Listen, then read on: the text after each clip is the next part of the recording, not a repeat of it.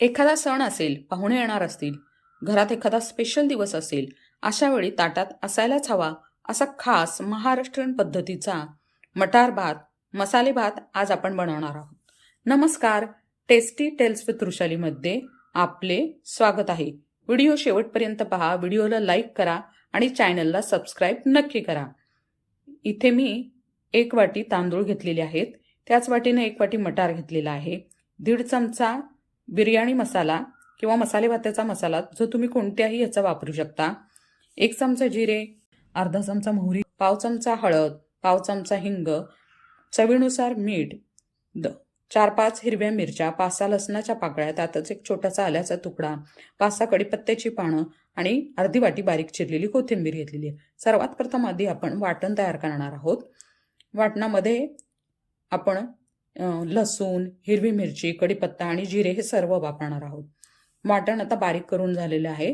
आता आपण फोडणी करूयात. फोडणीसाठी भांड्यामध्ये मी तेल घेतलेलं आहे.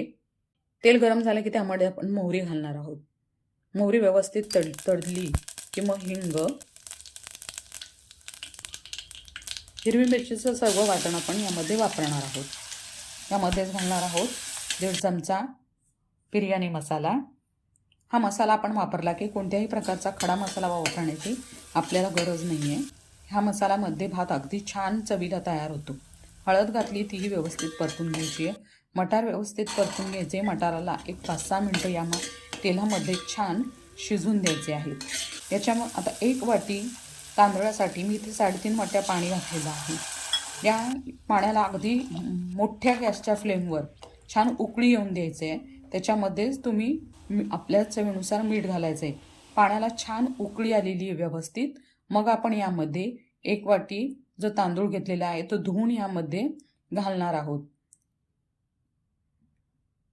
गॅसची फ्लेम मोठीच ठेवायची आहे. अशा प्रकारे छान जेव्हा त्याला उकळी येते त्याच्यानंतर मग त्याच्यावर आपण झाकण ठेवायचं आहे. अधूनमधून आपण भाताला सारखं हलवायचं आहे, म्हणजे भात खाली चिकटणार नाही भांड्याला. असं अधूनमधून एखादं भाताचं शीत चाचून पाहायचं, भात व्यवस्थित शिजलाय की नाही. आता थोडंसं पाण्याची अजून गरज आहे म्हणून मी ह्याला थोडं पाणी अजून वापरलेलं आहे. भात असा हलवून घ्यायचा आहे, पुन्हा झाकण ठेवायचं आहे आणि पुन्हा आपण ह्याला शिजून देणार आहोत. अशा प्रकारचा भात आहे तो आपण जेव्हा असा शिजवतो तेव्हा त्याला एक विशिष्ट अशी चव लागते. कुकरमध्ये भात शिजवण्यापेक्षा असा भात चवीनं अधिक चांगला लागतो. आता छान आपला भात तयार आहे, शिजलेला आहे. भात पूर्ण शिजला की मग याच्यावर आपण 1.5 ते 2 चमचे तूप घालणार आहोत.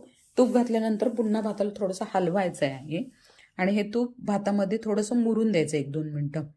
मग हे तूप सगळीकडे व्यवस्थित भाताला लागलं की सर्वात शेवटी याच्यामध्ये आपण बारीक चिरलेली कोथिंबीर घालणार आहोत. तुमच्याकडे जर ओलं खोबरं असेल तर ओलं खोबरं सुद्धा तुम्ही गार्निशिंगसाठी वरनं किसून घालू शकता. अशा पद्धतीनं आपला महाराष्ट्रीयन पद्धतीचा मटार भात तयार आहे.